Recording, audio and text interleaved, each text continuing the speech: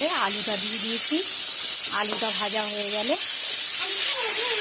দেখো সয়াবিন আর পটল ভাজা আছে, ওটাকেও দিয়ে দেবো। কোচানো ছিল, কোচানো টমেটো দিয়ে দিলাম।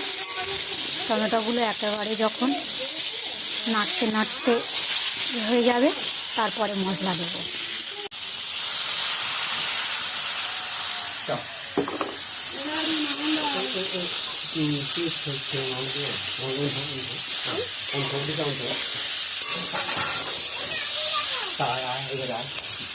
মশলা বাটা দিয়ে দিয়েছি, জাস্ট 1 সেকেন্ড বা 1 মিনিট এর উপরে না, এটাকে নাড়াচাড়া করে নামিয়ে নেব।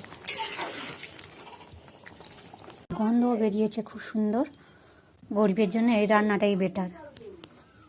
তো টাটা বন্ধু, আবার কোনো